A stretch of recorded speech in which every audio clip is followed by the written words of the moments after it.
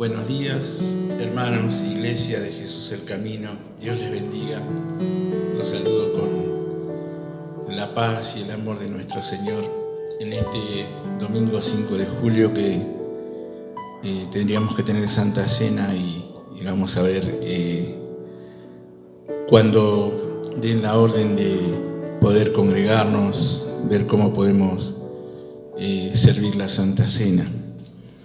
Mientras tanto, quería agradecer al Señor y agradecer a la Iglesia por el esfuerzo de muchos hermanos en la perseverancia de la oración. Esta semana hemos tenido también 3 días, continuando con la semana anterior, de intercesión, de ruego, de clamor, de ayuno. Gracias, hermanos.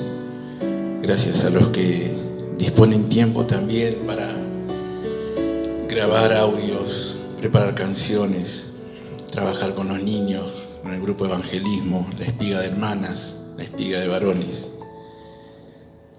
los jóvenes, los sábados. Gracias.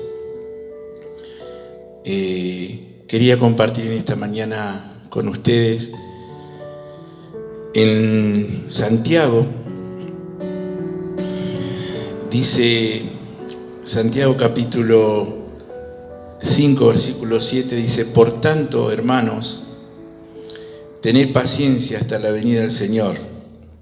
Mirad cómo el labrador espera el precioso fruto de la tierra, aguardando con paciencia hasta que reciba la lluvia temprana y la tardía.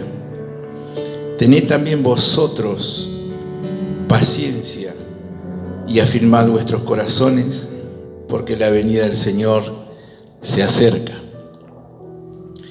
Hermanos, no os quejéis unos contra otros para que no seáis condenados. He aquí el juez está delante de la puerta. Hermanos míos, tomad como ejemplo de aflicción y de paciencia a los profetas que hablaron en nombre del Señor. Y aquí tenemos por bienaventurados a los que sufren. Habéis oído de la paciencia de Job y habéis visto el fin del Señor, que el Señor es muy misericordioso y compasivo. Esta palabra la hemos compartido en un audio también en domingos, no sé si creo que fue en mayo. Y yo de acá quisiera irme al versículo 17. Dice: Elías era hombre sujeto a pasiones semejantes a las nuestras, y oró fervientemente para que no lloviese, y no llovió sobre la tierra por 3 años y 6 meses. Esta palabra la hemos compartido porque nos lleva precisamente en el Nuevo Testamento a tener memoria de cómo Dios fue trabajando en el pasado y que era una constante en los obreros de Dios tener paciencia a través de las aflicciones que venían sobre ellos en los tiempos, mientras la voluntad de Dios se iba haciendo en el pueblo de Israel, en los tiempos que cada uno le tocó vivir. Pero acá nos da un ejemplo de Elías. Y yo quisiera irme a la historia de Elías, porque en este tiempo de que se escribió la carta a Santiago, las iglesias eran edificadas, confortadas, enseñadas. Pero fíjense cómo Santiago les recuerda el sufrimiento de Job, la paciencia de Job, los profetas y del Señor mismo. Y yo quería detenerme un poquito en el relato de lo que dicen las Escrituras con respecto al ministerio de Elías, que muchos lo conocen, los que se añaden en este tiempo tal vez no conozcan mucho todavía, pero quisiera hacer una reseña. El ministerio de Elías se desarrolló bajo el reinado del rey Acab, y la Biblia dice que, para hacer un resumen, del reinado de Acab fue el peor de todos los que hasta ahí habían reinado, porque le fue ligera cosa andar en sus pecados, y se unió como esposa tomó a Jezabel, hija de un rey pagano, que inclinó su corazón a otros dioses, y Acab comenzó a levantar altares y adorar y servir a dioses extraños. Entonces, como consecuencia, hizo que todo el pueblo de Israel abandonara al único Dios, al verdadero Dios, al soberano Señor que gobierna y reina, que da la vida y le da sentido a todas las cosas. Dice en Efesios que en Cristo se sustenta el universo. Ese Dios que se había revelado con maravillas, que se había revelado de muchas maneras, con señales, con prodigios, con amor, con misericordia a ellos. En esta etapa, todo ese pueblo, a través del liderazgo del rey Acab, se volvió totalmente contra Dios. Y es más, Jezabel tuvo una influencia muy fuerte, porque no solamente fue la esposa del rey, sino que co-gobernaba con él. Sus decisiones eran importantísimas. Y por decisión de ella comenzaron a matar a los profetas del Señor. O sea que el cuadro que vivía en ese momento el pueblo de Israel era muy triste y muy fuerte, la apostasía que ellos tenían en ese momento de dejar de sacrificar a Dios, dejar de adorarle, totalmente dándole la espalda. Ese fue el contexto en que Elías desarrolla su ministerio. Y su ministerio que él desarrolló totalmente sobrenatural en todo este tiempo. Recordemos para los hermanos nuevos que el profeta daba directamente palabra de Dios a los reyes, a los que estaban gobernando, al pueblo. Y el sacerdote sacrificaba y expiaba pecados y hablaba a Dios, intercedía por los hombres. El profeta siempre tenía la entrada directa para escuchar lo que Dios determinaba en cada tiempo. Y Dios, precisamente, Jehová, le da una orden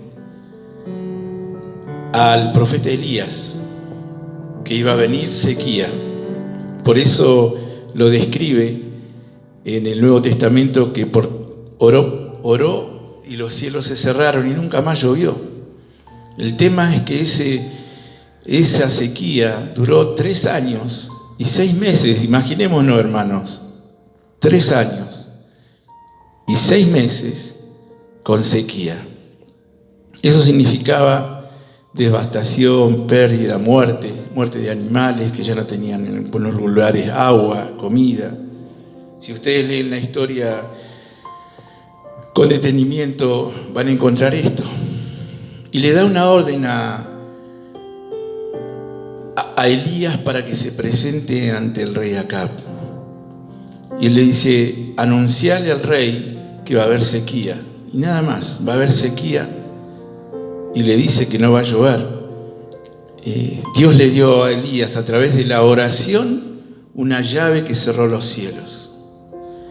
Y le dijo a Elías que se escondiera en un arroyo de Kerib, frente al Jordán. Y dice: yo ya le di una orden a los cuervos para que te alimenten. En ese tiempo en que ya iba a haber escasez y sequía, Dios ya comenzó a mover su mano por lo sobrenatural, preparando un delivery para Elías. Y dice la Biblia que los cuervos le traían pan y carne por la mañana, pan y carne por la tarde. Y así durante mucho tiempo, calculemos los tiempos, 3 años y medio. Nosotros cuando leímos el relato, ¿qué nos demoramos en leer? 10 minutos, un capítulo entero, la historia de todo el pueblo, 15. Pero en eso estamos resumiendo a veces 3 años, 10 años, 15 años de lo que fue pasando y aconteciendo a través del tiempo en la historia del pueblo y lo que Dios quiso hacer. Durante mucho tiempo dice que Elías fue sustentado con el alimento que le llegaba por los cuervos. Pan y carne por la mañana, pan y carne por la tarde, y bebía del agua del arroyo. Y fue una señal para él, cuando el agua del arroyo se secó, que entrara al pueblo, vaya entrando al pueblo, y él dice que le dio una orden también a una viuda para que le provea del alimento. Todo al revés. Esto ya lo hemos compartido en varias oportunidades. La palabra siempre nos insta y nos exhorta a que Dios tiene más cuidado de la viuda, del huérfano. Y precisamente a todos pone una responsabilidad para que nunca les falte nada. Imaginémonos, ya estando cerca de los 3 años, él se arrima y ve a una mujer que va a buscar unas leñas, y Elías le habla, y era una viuda, y le dice que le prepare para comer. La mujer le responde que le quedaba un puñado de harina en la tinaja y un poquito de aceite, y dice: iba a cocinar esto, alimentar a mi hijo, alimentarme yo y entregarnos a la muerte. Ese era el cuadro, un cuadro de muerte. ¿Dónde va Elías? A un lugar donde ya se estaba tocando fondo. Una viuda afectada por el pecado de todo un pueblo, por el pecado de Acab, y aún por toda una generación que en ese tiempo, en vez de adorar a Dios, estaba adorando a dioses extraños, a ídolos. Su corazón se había inclinado. Y Elías, que representaba la presencia de Dios, por eso cuando va a Acab, él, al anunciarle que va a llover, le dice: vive Jehová en cuya presencia estoy. Él dejaba en claro eso, en cuya presencia estoy, y él se movía en la presencia de Dios. Y precisamente para la viuda era como que la presencia de Dios llegaba a un hogar devastado, ya terminando y entregándose un cuadro totalmente de muerte. Dice que la viuda obedeció a la palabra del profeta, preparó ese pan y le dio a él primero, porque encima le dijo: dame a mí primero, porque estaba precisamente ordenando algo en el corazón de aquella mujer. Dios siempre tiene que ser primero. Lo primero y lo mejor en nuestras vidas tiene que ser para Dios. Le ayudó a la viuda a ordenar algo, pero como consecuencia del pecado que reinaba, se había revertido. Todo era al revés. Dios era lo último y en algunos lugares ni existía. Y dice que le dio primero al profeta Elías. El resultado de eso fue que nunca más le faltó la comida. Ese puñado de harina se multiplicaba, y ese poco de aceite se multiplicaba, y el pan siempre tenía. Hay una secuencia donde todavía el hijo muere y se quebranta Elías y no entiende, y la mujer clama y le reprocha al profeta. El profeta se tira sobre el joven, lo lleva a la cama, clama 3 veces y le devuelve la vida al Señor. Y la mujer dice: ahora sí entiendo que eres varón de Dios. Y el Señor permitió eso para que haya una mayor firmeza en la viuda, en que el que estaba ahí era un representante directo de Dios, que tenía un propósito, que era levantar y restaurar un altar que se había totalmente abandonado. Hacía mucho tiempo que no se sacrificaba y se adoraba a Dios. Después de esto, él va camino y se encuentra con un colaborador de Acab, a quienes le quiere mandar un mensaje a través de ese colaborador a Acab, y el colaborador le dice: no, si yo voy me va a matar, porque ya habían dado la orden de si lo encontraban era para matarlo. Entonces este colaborador le dice que había guardado, que temía a Jehová, y guardó la vida de profetas de Dios a 100, de 50 y 50, y él se encargaba de que no le faltara el pan y el agua. Y Elías entonces dice, voy a ir yo, y él fue directamente y se presentó ante Acab el rey. Y la presentación de él dice, vive Jehová en cuya presencia estoy. Y ahí hizo un desafío de que junte a todos los profetas de Baal en el monte Carmelo.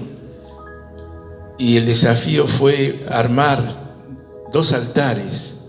Y dice que los 400 profetas de Baal clamaron desde la mañana hasta el mediodía para que descienda fuego y consuma. Se cansaron, se desgastaron y no lo pudieron lograr. Cuando le tocó a Elías, preparó el buey, lo cortó, hizo zanjas y encima complicó más el cuadro porque le llenó de agua alrededor, con 3 cántaros de agua que no sé a cuánto equivalían. Pero después el fuego descendió, consumió en holocausto y se manifestó la gloria de Dios.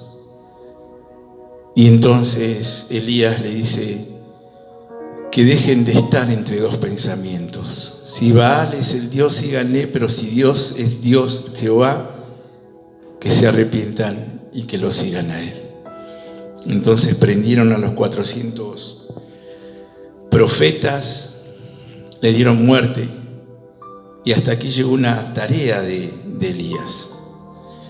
Y después la Biblia relata que después de este suceso tan poderoso, tan lleno de gloria, dice que en el versículo 19, dice, Acab dio a Jezabel la nueva de todo lo que Elías había hecho y de cómo había matado a espada a todos los profetas. Entonces envió Jezabel a Elías un mensajero diciendo, así me hagan los dioses y aún me añadan si mañana a estas horas yo no he puesto tu persona como la de uno de ellos. Viendo pues el peligro, se levantó y se fue para salvar su vida. Y vino a Beerseba, que está en Judá, y dejó allí su criado. Y él se fue por el desierto un día de camino. Y vino y se sentó debajo de un enebro, y deseando morirse dijo, basta ya, oh Jehová, quítame la vida, pues no soy yo mejor que mis padres. Y echándose debajo del enebro, se quedó dormido. Y he aquí luego un ángel le tocó y le dijo, levántate, come. Entonces él miró, y he aquí a su cabecera una torta cocida sobre las ascuas y una vasija de agua. Y comió y bebió y volvió a dormirse. Y volviendo el ángel de Jehová la segunda vez, lo tocó diciendo, levántate y come, porque largo camino te resta. Se levantó pues y corrió y bebió, y fortalecido con aquella comida, caminó 40 días y 40 noches hasta Horeb, el monte de Dios. Allí se metió en una cueva donde pasó la noche, y vino a él palabra de Jehová, el cual dijo, ¿qué haces aquí, Elías? Él respondió, he sentido un vivo celo por Jehová, Dios de los ejércitos, porque los hijos de Israel han dejado tu pacto, han derribado tus altares y han matado a espada a tus profetas, y solo yo he quedado y me buscan para quitarme la vida. Él le dijo, sal fuera y ponte en el monte delante de Jehová. Y aquí Jehová que pasaba, y un grande y poderoso viento que rompía los montes y quebraba las peñas delante de Jehová, pero Jehová no estaba en el viento. Y tras el viento un terremoto, pero Jehová no estaba en el terremoto. Tras el terremoto un fuego, pero Jehová no estaba en el fuego. Y tras el fuego un silbo apacible y delicado. Y cuando lo oyó Elías, cubrió su rostro con su manto y salió y se puso a la puerta de la cueva. Y aquí vino a él una voz diciendo, ¿qué haces aquí, Elías? Él respondiendo: he sentido un vivo celo por Jehová Dios de los ejércitos, porque los hijos de Israel han dejado tu pacto, han derribado tus altares y han matado a espada a tus profetas, y solo yo he quedado, y me buscan para quitarme la vida.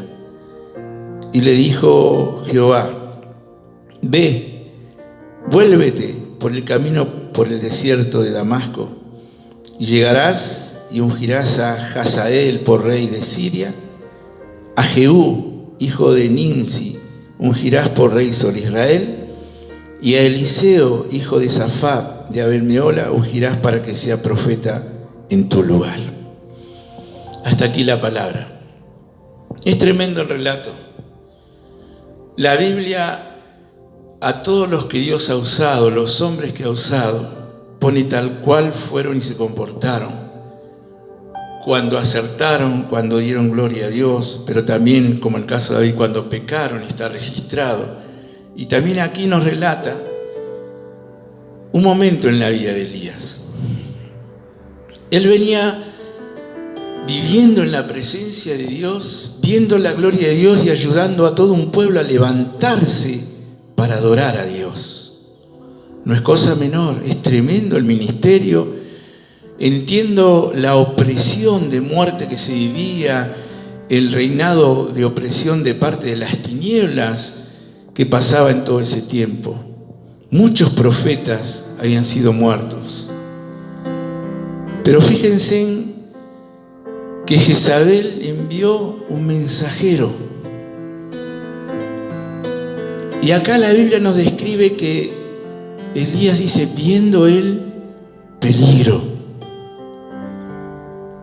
Es como que en ese momento él dejó y perdió, sacó la mirada del Señor y perdió la presencia bendita del Señor en su vida, porque lo que hizo fue huir. No esperó una guía de parte de Dios, y yo no vengo a exhortar a Elías porque es tremendo el ministerio de él, pero la palabra acá lo pone para que nosotros en estas generaciones aprendamos.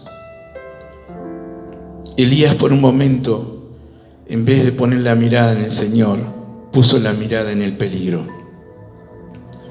Y empezó a armar un argumento en su cabeza que fue muy fuerte. Deseó la muerte. Dice: yo no soy mejor que mis padres. Y sin embargo, el Señor, que nunca nos desampara, lo visita con un ángel y le dice: levántate y come. Fíjense que fue tan fuerte lo que él vivía, porque se levantó, comió y se volvió a quedar dormido.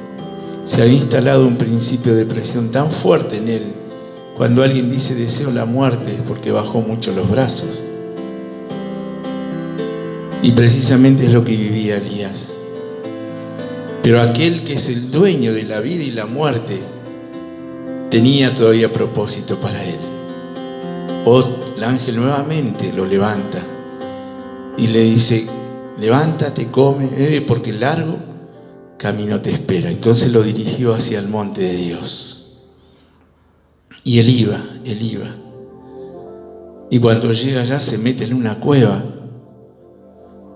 Y en la cueva él tenía experiencia de las manifestaciones poderosas de Dios, de terremotos, de vientos, de fuego, como vio la experiencia que fuego del cielo había descendido para consumir el holocausto. Pero Dios lo ministró con un silbo apacible. Dios entendía todo lo que humanamente también había vivido, 3 años y medio. Imagínense, 3 años y medio.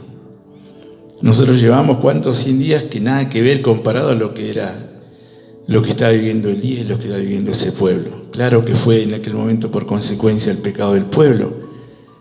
Hoy Dios ha permitido también esta situación, buscando que las personas que toquen fondo se vuelvan de todo corazón al único Dios verdadero. Y yo noto que muchos tocan fondo y arreglan el altar para con Dios.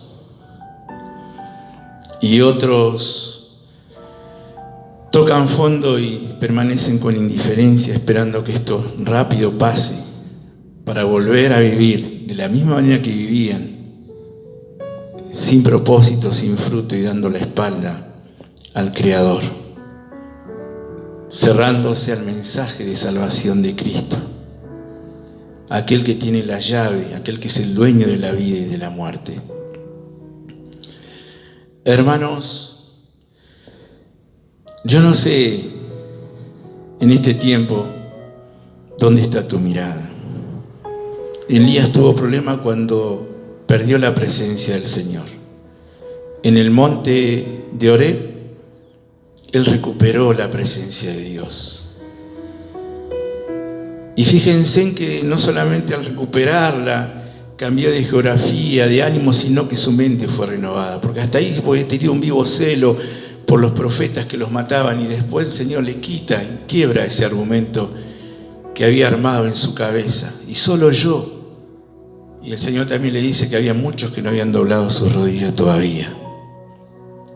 Cuando nosotros ponemos nuestra mirada en el peligro y perdemos la presencia de Dios, se abren puertas, muchas puertas. Las puertas que se abren son al temor. Yo no sé dónde está tu mirada, iglesia, hermano, en este tiempo. En el virus que avanza, en las consecuencias de esta pandemia que está dejando sin trabajo a muchas personas, sin desocupación, y estás mirando ese peligro, el de que te falte todo y no tengas nada. El tercer peligro que hay es el de la delincuencia y de los robos que han aumentado sistemáticamente en este tiempo. Elías perdió la presencia de Dios y vio el peligro. Ese mensajero que fue traído a él por una orden de Jezabel quebró por un tiempo su corazón, hicieron que sus brazos se bajaran. Ahora aquel que es el dueño de la vida y la muerte quiso decirle a Elías: todavía no es tu tiempo, porque le dijo: largo camino te espera. ¿Cómo contrasta nuestra visión y nuestro pensar cuando perdemos la presencia de Dios en nuestra vida? Y saben que lo que le mandó el Señor a ungir a 2 reyes y a preparar y trabajar con aquel que lo iba a suceder a él. Gloria a Dios. Dios en este tiempo está queriendo que nosotros nos afirmemos, como dice Santiago, que afirmemos nuestros corazones a Él, porque la venida del Señor está cerca. No podemos perder el tiempo. Hebreos también contando toda una historia de todos los héroes de la fe, del capítulo 11 pasa al capítulo 12, donde dice: puestos los ojos en Jesús, el autor y consumador de la fe. Después, el final de Elías fue haber trabajado mucho con Eliseo, y Eliseo lo seguía y lo seguía. Y lo tremendo del tiempo de la partida de Elías, él no vio la muerte. ¿Cómo es nuestro Dios? El domingo pasado compartíamos con aquellos mártires como Esteban y como aquel hermano coreano que oró y fue el primer mártir de una iglesia que después iba a traer mucha salvación. En el caso de Elías, dice que Eliseo le pedía una doble porción del Espíritu antes que partiera, y dice que descendió un carro de fuego con caballos de fuego y él fue arrebatado a la presencia de Dios. Ese es nuestro Dios. Él tiene mi final, tu final. Lo que nosotros tenemos que mantener viva es la presencia de Dios en nuestra vida. Yo no sé en qué peligro te has detenido. El apóstol Pablo, un obrero tremendo de Dios, un apóstol llamado, en 2 Corintios 11, él vivió siempre en peligros.